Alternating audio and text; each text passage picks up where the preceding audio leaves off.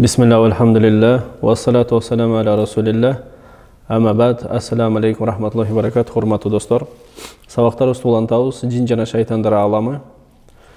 Өтүлүчү сабактарыбыз жиндердин кадамдары, жиндердин адамдарды адаштыруу, аларга зыян берүү, аларга ой салуу кадамдары. Ошол кадамдардан бүгүнкү кадам, үчүнчү кадам бул иштерди эртеңкиге калтыруу. Бул нерсени шайтан өтө катуу колдонот. Дайыма шайтан узун өмүрдү үмүттөндүрөт адам баласына. Мисалы үчүн айтат, дагы жашсың дейт. Намаз окубай тур дейт, мисалы үчүн. 60-ка чыкканда жетишесиң дейт. Бирок канча киши ал жашка жетпей өтүп кеткен, биринчиден. Экинчиден, намазды балагаттан баштап окуш керек. Бул нерсенин баарына тосуп, ошол үмүттү салып, өмүрдү узун көрсөтө берет. Же мисалы үчүн жолук кийбей эле кой дейт. Эми азыр өзүң супсулуу кыз болсоң, жапжаш болсоң, анан ошол сулуулугуңду жашырасыңбы дейт, мисалы үчүн. Ушул нерсеге окшош нерселерди шайтан сала берет, жана бул жакшы иштерди, Аллахка моюн сунууну эртеңкиге калтыра берет. Мындан келип чыккан чоң максаты шайтандын ушул нерсе менен адам ушул акыбалда ажалы келсе экен деп үмүттөнөт шайтан. Ушул акыбалда ажалы келип, ушу дүйнөдөн кетип калса экен деп. Себеп кыямат күнү шайтан, иблис тозокко киргенде аны менен кошо көбүрөөк кирип кетишин каалайт. Бунун ниети жаман, ичи жаман да шайтандын, иблистин. Ошон үчүн колдон келишинче Аллахка убада бергендей, бул адам балдарын көбүн өзү менен алып кетүүгө аракет кылат. Ошол жолдордон, ошол куралдарынан жакшы иштерди эртеңкиге калтырып коюу. Ошон үчүн канча деген чечим кылгандар болгон. Бекем чечим кылып туруп, бирок эмне? Ошол чечиминен кайтып калган. Өзү билбеген акыбалда. Ошол эртең кылам деп туруп, эртеңкиге калтырып койгон. Канча деген мисалы үчүн түндө ибадатты катуу кылган ибадат көйгө жада калса ушул нерсени салып, түндө көзүн ачып намаз окуйын дегенде түн узак, дагы уктай бер деген. Ошондой эле канча деген кишилер мисалы үчүн өзүбүздө да көрөбүз, көзүбүздү эртең мененки намазга ачып туруп, кайра жумганда ошо ойдон уктап каласың. Ошон үчүн ачар замат туруш керексиң. Себеп дегенде, ошол көзүңдү бир ачканда, ошол үмүттү берип коет сага, дагы убакыт бар деген. Бирок көзүңдү жумгандан кийин турсаң эмне? Күн чыгып кеткен, намаз өтүп кеткен. Жана бул нерсеге айтканбыз, далил катары хадис келет. Пайгамбарыбыз саллаллаху алейхи ва саллям айткан: шайтан силердин кимиңер уктай турган болсоңор, желкесине 3 түйүндү түйөт дейт. Жана ошол түйүн бекем болуш үчүн аны катуу урат дейт. Бекемдейт дейт. Анан айтат дейт: түн узун, уктай бер деп. Анан эртең менен тургандан кийин кимде ким Аллахты эстесе, альхамдулиллах, кайсы зикир болбосун, ошол мындайча айтканда оюна, ниетине Аллах келип туруп, альхамдулиллах, Аллаху акбар, ла илаха иллаллах, эгер зикирди айта турган болсо, анда жанагы бир түйүн чечилет дейт. Барып туруп дарат алса, анда экинчи түйүн чечилет. Андан кийин намаз окуй турган болсо, үчүнчү түйүн чечилет. Ошондон кийин ошол күнү бул киши сергек акыбалда болуп, көңүлү ачылып, ошол күнү эң жакшы акыбалда жүрөт дейт. Эгерде бул нерсе кылынбаса дейт, ошол эртең менен турганда Аллахты эстебесе, даарат алып, намаз окубаса, ушул күнү маанайы жок. Эмне? Баягы айткандай, желке суюп, башы ооруп, кишини жактырбай, ушундай бир жалкоо акыбалда жүрөт дейт.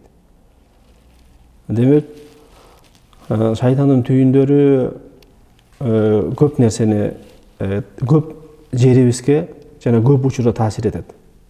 Бул өзүнчө бир түйүндөр маселеси тууралуу сабак болот. Буюрса, бирок ошол маселе үмүт берүү. Түн дагы узун деген сөзү адамга үмүт берип коет. Адам эмне? Арзыбаган ошол акыйкаттагы үмүт болбогон үмүткө ишенип алып алданып калат. Аллах Таала мына бул аятта яидухум ва юманнихим деген аятта шайтандын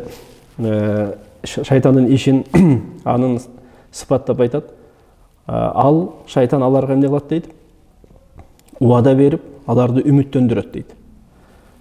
Үмүттөндүрөт, ошол шайтан жана убада берет адамдын жүрөгүнө жетип бара турган нерсени. Ошол өмүрү узун болгондугун, өлүмдү эстебештикти, ушул нерсени жаман көрсөтөт. Ошон үчүн бизде эгерде ушул өлүм акыйкат негизи. Аллах Таала Куранда айтат, бардык нафс өлүм дамын татат дейт.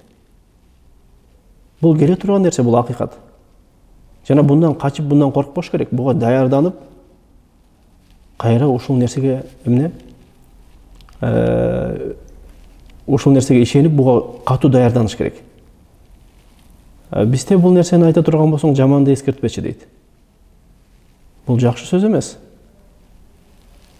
Себеп дегенде, келе турган өмүр, келе турган жашоо, акырет жашоосу, эгер ушул жашоо менен дүйнө жашоосу менен салыштырса, бул дүйнө жашоо, эгер салыштыра турган болсок, бул дагы салыштыруу мүмкүн эмес. Себеп дегенде акырет жашоо түбөлүктүү. Бул деңиздеги бир тамчыдай болот. Балким. Мындай түшүнүш үчүн бир нерсе да бул. Мисал. Бирок бул дагы арзыбайт, бир тамчы дагы болбойт деңиздеги. Ошол себептен тескериче пайгамбарыбыздан сураганда, Аллахтын астында ким шарапаттуураак жана адамдардын кимиси акылдуураак дегенде, пайгамбарыбыз эмне деген? Өлүмдү көп эстеп, ага катуу даярданган деген. Аллахтын астында эң шарапаттуу өлүмдү көп эстеп, дайыма эстеп жүрөт. Жана демек эмне? Ошо өлүмдөн кийинки нерсеге, жардам бере турган нерсеге катуу даярданат. Бул эмне? Ибадаттар менен, жакшы иштери менен, жана өзүн оңдоп, ниетин өзгөртүү менен. Ушу менен алек дайыма. Демек, бул шайтандын бул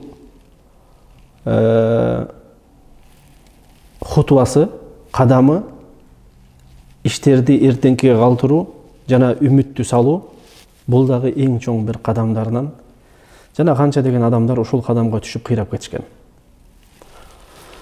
Ушул жерде токтоп турабыз. Бүгүнкү адаттагы дуабыз.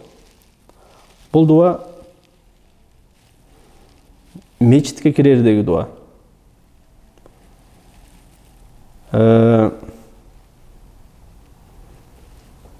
Сахих Аби Даудта келет. Сахих Абу Даудта келет бул дуа. Абдуллах ибн Амр ибн Ал-Астан келет. Ал айтат, пайгамбарыбыз дайыма мечитке кирерде мына бул дуаны айтчы дейт. Аузу биллахил азим ва биважхил карим ва султанихил кадим минаш шайтанир раджим. Деп айтчы дейт. Мааниси, улук Аллах менен анын берекелүү берешин жүзү менен жана дайым болуучу түбөлүктүү бийлиги менен ташбаранга алынган шайтандан коргонуу сурайм. Эгерде кимде ким ушул нерсени айтса дейт, пайгамбарыбыз дайыма айтчы дейт, Ошондо шайтан мынантип айтат дейт. Ушуну айткандан кийин шайтан мынтип айтат дейт. Бул айткан киши ушул күнү менден сакталды деп айтат дейт.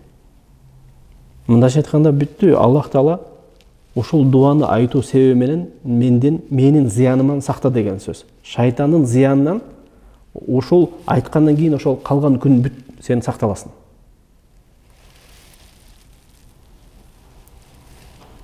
Демек, ушул дуанын мааниси дагы деле бир көңүл буруп, ой жүгүртүп кетсек, Аллахка жалбарып, Аллахтан коргонуу жана таянууну исте. Бир гана Аллах менен сен күч кубаттуу болосуң. Жана көрүнбөгөн душман шайтан менен, иблис менен жана жортулунан бир гана Аллахка ихлас менен таянуу менен жана туура пайгамбарыбыздан келген сүннөттөгү дуалар менен гана коргоно аласың. Жана дуалардын мааниси эмнеге далилат кылат? Бүт таянуу, тобокел кылуу, ырыскы суроо, коргонуу суроо бүт баардыгы Аллахтын жаңгыздыгына далилат кылат. Себеп дегенде бул таянуу, коргонуу суроо, ырыскы суроо бунун баары дагы ибадат болуп эсептелет, жүрөктүн ибадаттары. Демек, ушул нерсени дайыма Аллахка арнап, ихлас менен ишенген акыбалда ушул туура сүннөттө келген дуалар менен дайыма жүрүүбүз бизге зарыл. Аллах Таала бизди шайтандын хутуаттарынан, шайтандын зыяндарынан бизди сактасын.